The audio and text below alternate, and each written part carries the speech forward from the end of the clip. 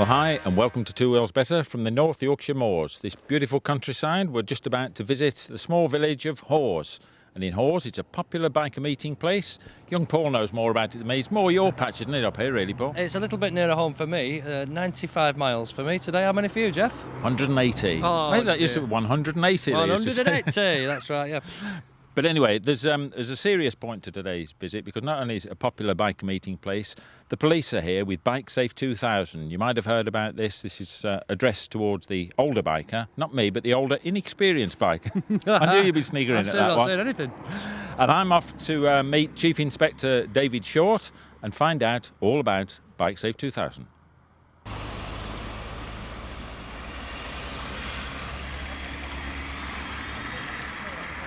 David, we've got the caravan behind us, your own caravan. Bike Safe 2000, just what is it all about? It's all about saving motorcyclist lives and reducing the accident casualty in the county. We've found that since 1994 the accident rate for bikers in our county has increased dramatically. We had 12 riders killed in 1995. That rose to 18 last year, 50% increase. The numbers of serious accidents involved bikers have increased as well, and we're doing something about it. We found that in the majority of cases it involved the older rider on high-powered sports machinery who were losing control on bends, simply going too fast, riding beyond their own ability. So this is why we're introducing Bike Safe 2000. So lots of people, they blame car drivers, poor old Volvo drivers in particular, but this isn't always the case, as you found. It isn't always the case. In the fatal and serious accidents that we're dealing with, sad to say, the motorcyclist is often to blame. They're simply riding these bikes too fast, beyond their abilities. And as you've seen from our beautiful twisting roads, we've got dry stone walls, we've got slow-moving agricultural vehicles, lots and lots of hazards, and bikers are finding themselves on the wrong side of the road, hitting vehicles head-on or running into a dry stone wall. Another thing that lots of motorcyclists, I'm sure you know from reading the bike press, get upset about is police stopping them for small number plates, noisy exhausts. Are you into that, or are you doing this strictly a safety message? We've changed our tack completely. We're all about reducing accidents. And the day somebody gets killed because of a small number plate, I'll really get worried about them. Until that time, we're concentrating on excessive speed, reckless and careless riding, but with a heavy emphasis on education. Now, that isn't a carte blanche, put whatever exhaust you want or small number plate on that you want. That's not the case. If you get stopped and you're going to get done for speeding, well, don't expect any mercy. But certainly the days of mass stop checks, looking for small number plates, as far as I'm concerned, are out the window. One last thing for you, is the bike press behind this? What are you smiling for? They're coming on board. I have to say there are certain elements of the motorcycle press which are not helpful. Most of them are starting to produce items now which are about road safety, improving riding skills, which I'm very, very pleased about.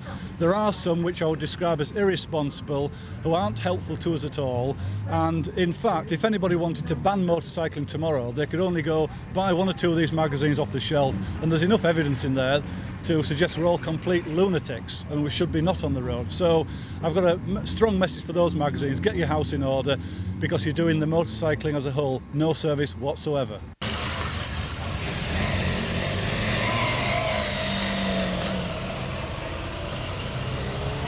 Now this is traffic cop Mark Savage. Mark, you ride this 1200 Bandit. You've got a good job, haven't you? I have, yes. It's very much a busman's holiday sometimes. One of the best company vehicles I've ever seen. You go out and get amongst the lads, don't you, on this Bike Safe? Right, yeah. So, I mean, how do you go and get amongst them? Well, we've got various tactics we employ, the marked bikes, and to a lesser degree perhaps the unmarked bikes.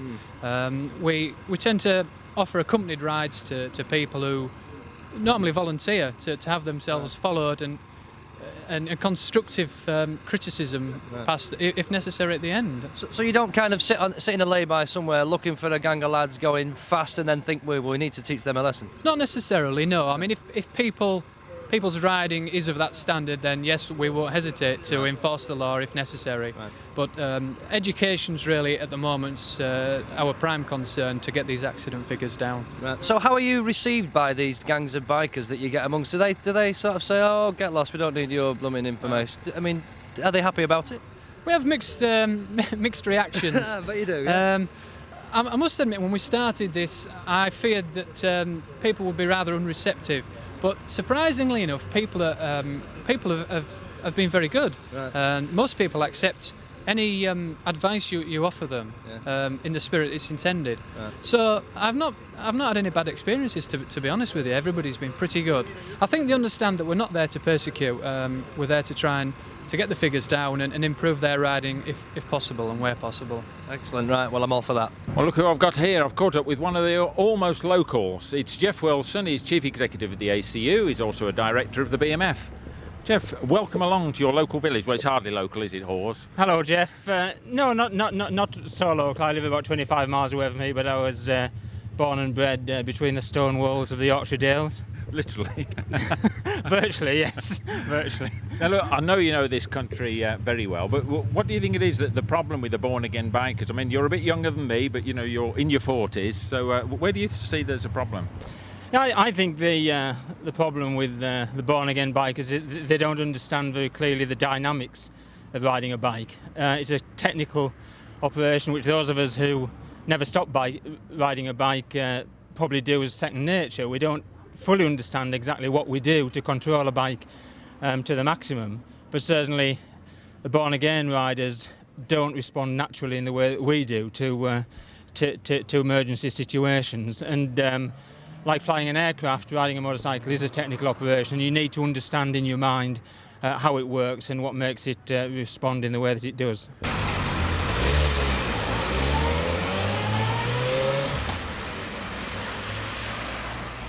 Now then, you meet all kinds of people when you go on these biking places and these biker meets. Famous face here, Peterrmitage, famous from the street. Peter, you're local to here, fairly local. I live just outside Skipton. Right. Yeah, and this is I come here sort of 2 or 3 times a week. Right. I like the cafe, I like meet other bikers. I mean, Well, we love to talk about bikes. Of course we do, nothing else. Now, this Bike Safe 2000 that the Yorkshire Police have got going, Right. you're very, very passionate about this, aren't you? I You am, really yeah. feel strongly about this. Tell us why. I do. Well, over the last year, you've got the sense riding around the A65, the A629, out of Skipton, Keighley, up to the Devil's Bridge, that people are riding phenomenally fast. I mean, these bikes have a potential out of the box of 160, 170 miles an hour. You know, the new Blackbird is some flying machine, isn't Wild, it? aren't they? Catches pigeons, you know. And a few friends have sort of bought it over the last few weeks, and I just thought that, you know, we need a sort of, you can ride fast, but you've got to ride safe, I think, mainly. I mean, every magazine you see, there's a bike up on the back wheel, Well, you know. yeah, I mean, but you can't, where can you do that? You think these guys in Brussels ain't looking at all this? Exactly. You know what I mean? Oh, they're looking, they're checking, they take all the magazines, they probably have it sent, don't they? Yeah. You know what I mean? Well, of course, yeah. So, And if we don't do something, they're going to do something, aren't they, I think? it'll at be the too end of late the then, day. won't it? It won't be too late. Ruin it for us all. Well, and what used to be a pleasurable sport and a great pastime where you meet fellow bikers, and only bikers really have those things in common, Yeah. and talk about 16 valve, you know, 4-cylinder 250s, you know, and right, yeah. they understand it, don't Yeah. the bikers? Where you say it to somebody outside, if you haven't got a Harley, they don't know what you're talking about, do they? You know. Yeah.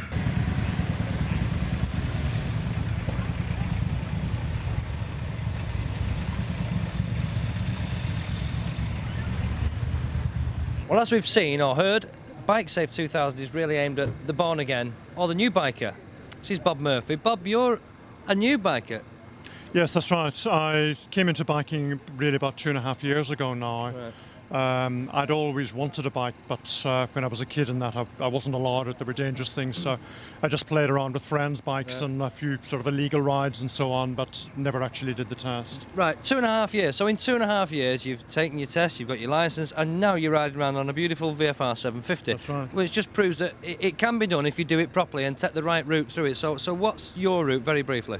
Well, what I did was to go to a school, and they put me then through the basic Ministry of Transport test. And I got through that, and I got myself a bike at that stage, a Diversion 600, which is a good safe bike with lots of power and so on, but basically safe. And I spent about a year on that. And while I was doing that, took some more advanced training with the Institute of Advanced Motorists to help on the on the observation side, what to do when there are hazards, and basically be able to ride faster, a bit more safely. Yeah, right. And I see from your fancy badge here, That's IAM. right.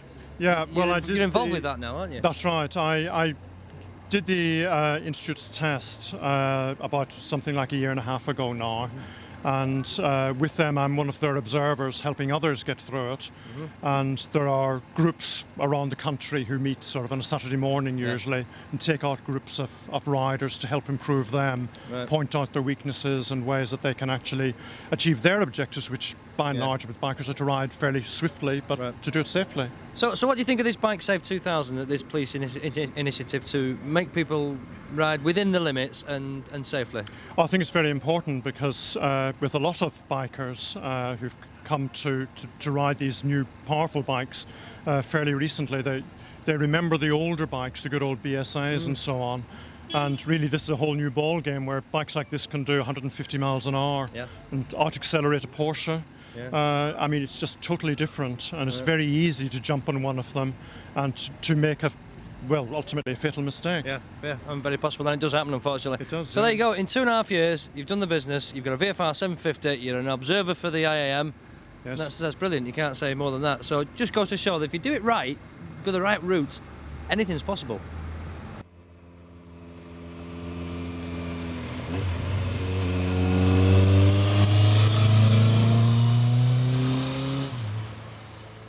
Well, that was Bike Safe 2000. Rather unfortunate that we couldn't find any aged bikers or newer game bikers. Oh, right. You're here. Present company accepted, of course. Yeah. I've been at it for years and riding bikes as so well. I believe, yeah. No, there's no born-again bikers. I've not found any born-again bikers here. No. But it's a good thing, isn't it, this Bike Safe 2000? I think it is. I think they're trying to get a serious message over to people, and they're trying to do it in the right way. I know you're a bit fussy about small number plates and things like that. Yeah, I've got a bee in my bonnet about them. No, but it's a good thing because you can go out now and buy a bike in a showroom that's got more performance than probably a Grand Prix bike had 25, 30 years ago. So, I mean, you can't just get on it and ride it. You really need to update your skills in line with technology, and that's what they're trying to teach people to do, which is a good thing. There's one thing, though, Paul. Interestingly, I was talking to a motorist, because you have to talk to motorists now and again, but this old fellow was saying it's been spoilt for him because on the roads around here, they can't go out at weekends anymore because there's bikers tearing about all over the place, frightening them to death. Is there? Yeah. What have you got to say about that? Didn't mention me, did it? No, it doesn't matter whether you drive a car or a bike, does it? You've got to show respect for other people on the road. You can't go around driving like a lunatic. You know, but this Bike Safe is good because it just teaches people to hopefully stay in one piece. Which is what it's all about. Exactly. I mean, what we want is more bikes on the road, enjoying the countryside, enjoying the bikes, having fun, and not sat at home nursing their injuries. Well, I couldn't have said it better, but God, I couldn't wait to do that. I was just going to say I couldn't have said it better myself.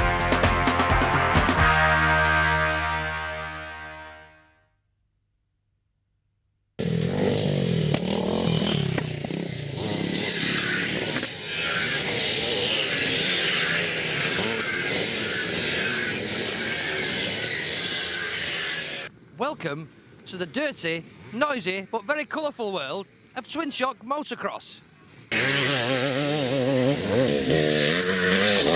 Now this is Bill Brown from Wolf Sports, a very well-known name in the off-road world. Thank you. So Bill, just tell us exactly what I'm doing stood on this hillside in Cumbria. Well, you're probably as daft as me, Paul. You know, I think that sums it up in a nutshell. Right, but what is it? What's the event? What's it called? It's a North of England Max Equipe Twin Shock Championship. Right. This event's sponsored by Frank Mercer and Sons, as you can see. We've had about 4 so far this year. 1 in Scotland. This is the one for this area. Right, but the machines, I mean, they're not the latest technology, but they don't have to be. They're still frighteningly quick. No, so no, what's the right. criteria for putting a machine in one of these? Well, as you notice, they're all twin shock machines. They're all from an era. As I said before, it's basically a classic event. But then again, it's not as old as what you might think for a classic event. The bikes are from late 70s, early 80s. I suppose all our classic racing, whether it's cars, bikes or whatever, I suppose we all like to go back and race the bikes of the day that we all had our good times on. Yeah. And I think what sums this one up, and I suppose most of these lads here, the bikes they're riding are probably what they've won all the pots on, Paul. You know, they've had all the best results of their life, so they don't take a lot of persuading to turn out and have a blast round on something like this, you know. That's right. So how many will you get here today? Do you have any idea how many riders? I mean, anything between sort of 70 and 100 or so. I mean, some of the national events you can get like 150 up to 200, you know, but it's very, very popular. Obviously still a big demand for it, isn't there? Well, it seems to be the only growth in off-road motorcycle sport at the moment, and I suppose it's bringing motorcyclists back in. I mean, Yeah. there's tens of thousands of people in this country that have ridden motocross. I mean, like yourself. So you don't take a lot of persuading to come and have another go on a bike yeah, again. You know, yeah. I mean, so It's a lot of fun. and as I say, they're nearly all ex-riders. Well, you're kitted out, very colourful. I mean, you obviously you're still getting on and doing a bit. Well, all right, yeah. So go on, how many seasons have you done this now? Tell us. 35, Paul. Yeah. You know, I started when I was 5. I must have. What a lie! What a lie. So, yeah, it's great fun though. So what class do you ride in, Bill? I ride in the 250s and the over 40s. You know, Right. I lie about my age to get in the over Right. 40s. You see. So what's this yours? Is it? Yes. Mako. Yes, that's right. That's my 400. Right. That's 250.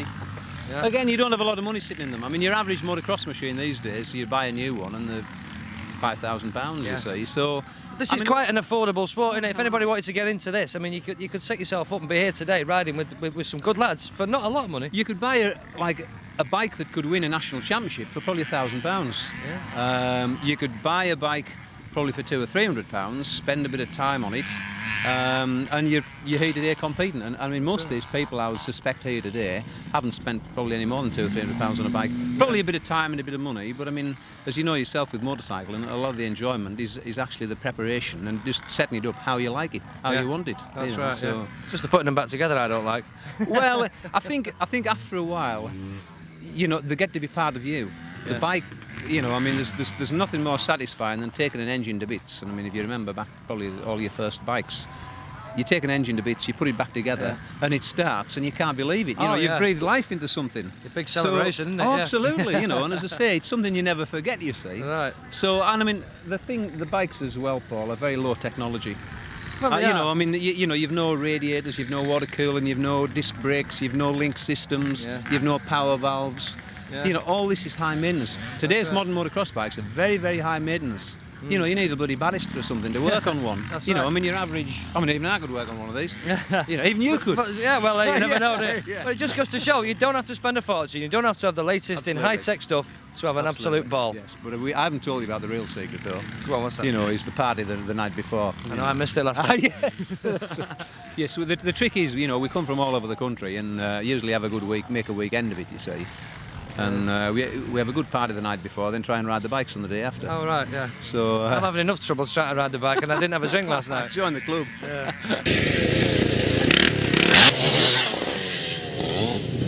This is Darren Hudson, the secretary of the Cumbria Twin Shock Scramble Club. I'm glad that's on your t-shirt because I never remembered that. That's on my t-shirt as well. Right, go on, tell me about this Cumbria Twin Shock Scramble Club. It's a scramble club, not a motocross club. Yeah, it's a scramble club. It's like older bikes, if you will. They're Yeah. not the like modern monoshock bikes. It's like a cheaper form of motocross. So what's the difference between scramble and motocross? Apart from the money, is there a main difference? I would say the scrambling is more a fun side of it. Right. You know, there's less money involved and more enjoyable. Not as competitive racing. Saying that, there is a lot of competition, but the actual racing itself is more for enjoyment. You ride, don't you? This is your bike, Mako 250. This is my bike. I was going to ride this today. I used to ride one of these about 20 years ago, you know. I used to ride one of these. But anyway, you're not riding. Where's your gear? Where's your fancy gear? I was going to watch you having a crack. I was going to lend this to a lad today. I've got a lad to ride it. Have you? Yeah. So have you got a special spot, a rider? Yeah, we've got a man to ride this bike today, lad. Well, who's that then? It's you, Paul. You're going to have a go today. What, on this? You're going to ride this bike today. It's 20 years since I've done anything like this, you know. It's all right. The bike's 16-year-old. Look, just nice for I've you. got the colourful pants. I just You've bought got the gear. I bought her some body armour. You want some body armour, helmet, some gloves and some goggles, and you're ready to go. Oh, dearie me. Well, go on, I'll give it a try.